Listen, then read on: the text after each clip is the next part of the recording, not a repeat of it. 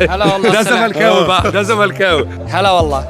انا حاسس بيه. هلا والله. السلام عليكم. يعني تبشرون بالخير، وترى هارد لك لكل الفرق السعودية والمصرية، وإن شاء الله نعوض، وإن شاء الله هذا ماتش سهل يعني، ما لكن الأهلي نادي قوي ما يستهان به خالص. شكرا. هتاكل طعميه؟ أنا ما نحب الطعمية، عامل دايت. بس احنا ده فلاحي ده.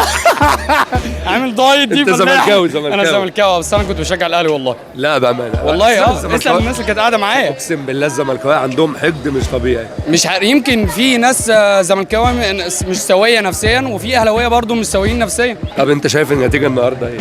مرضيه جدا والله. يعني هو انت فاكر ان الاتحاد ده مش عامل حسابك؟ لا، الاتحاد عامل حسابك بعد ما انت عملت في الهلال 4-0 برضو، ودلوقتي الاتحاد 3-0. انت ايه يا اخي؟ انت جبار يعني. حرام عليك، الفلوس دي ضاعت على الارض كده بتاعت الناس دي دافعه كتير قوي يعني، جايب بنزيما وجايب كانتي وجايب فابينيو، فانت تضيع لهم الفلوس دي كلها على الارض. يروحوا يقولوا ايه دلوقتي؟ هيجيبوا مين تاني بقى؟ بس شخصيه الاهلي مختلفه. جميله والله، واللعيبه رجاله جدا ويستحقوا. بيرستاو ده رهيب جدا. محمد هاني كان قنبله. الفرق ان يبان لما الزمالك لاعب. هو انت ليه عايز تقشر الزمالك في كل ما هو حاجه الزمالك يعني؟ ما انا عايز. انا دلوقتي اتكلمت عن الاتحاد والاهلي، حد اتعرض لك وقلت السعوديه ومصر. الزمالك انا جبت سيره الزمالك؟ حبيبي الزمالك هو ليه انتوا بتجيبوا سيره الزمالك في كل حاجه؟ لا مش الزمالك كان بيلعب انا دلوقتي زملكاوي، هل انا جبت سيره الزمالك؟ حبيبي انا انتوا مش ناس قصدي. غريبه جدا.